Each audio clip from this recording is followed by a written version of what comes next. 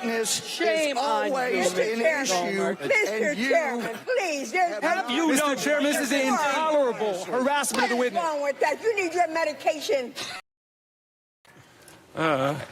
Look, this committee is always filled, like I always said, with the people that leadership doesn't want to see in front of donors.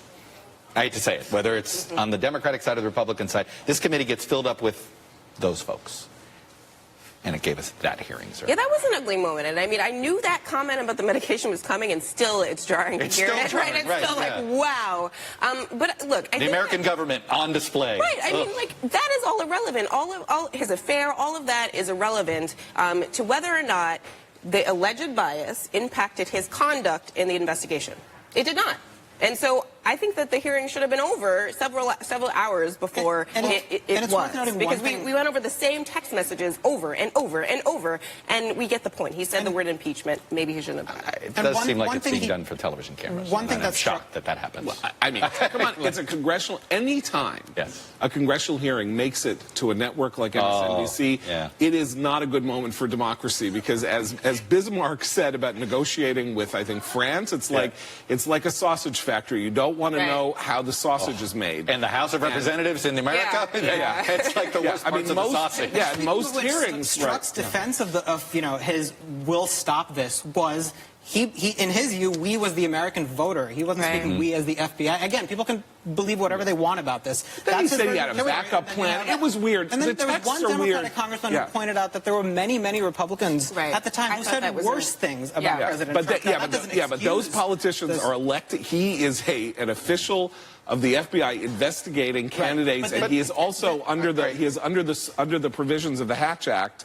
And the distinction he was trying to draw was personal views on one hand and professional activism. I believe that. Do me a favor. What part of today was bad for Vladimir Putin? Nothing. None of it. Everything happened today. If his goal is to divide Americans from within, this was a spectacular showing of success. I think that was his intention in the hack in the first place. It wasn't necessarily explicitly to elect Donald Trump. No, I think he hit the lottery on that. I don't think he expected to win. It was about probably damage. I think it was just so discord, and he's been very successful in doing that, even and that predates Trump. That goal of Russia. But remember, Trey Gowdy, one thing you have to say is whatever you think about Trey Gowdy, he is retiring, he's leaving the Congress. He's a very excitable and hot-tempered guy, but he's earnest. And he wasn't doing this he's not getting anything from the cameras for doing this. He's got a thing. He thinks that he's been misled. Now, Louis Gohmert, who was the guy who said the thing about the affair, he's scum. That's scum. That was a scummy, loathsome thing to do. He's a loathsome politician. It's everything you hate about politicians rolled up in one. Gowdy's a different story. I know a lot of Democrats don't like him, but he's not liking him. I just think that absolutely he's doing it for the cameras. You don't do what he did today, or the 11 hours of grilling Hillary Clinton on Benghazi, unless you care about I'm saying right now he has retired from Congress. He is not running in 2018. He's not making a campaign commercial. He wants to go and practice law. He's done with Washington. It's interesting, Kyle, to sort of try to moderate this way.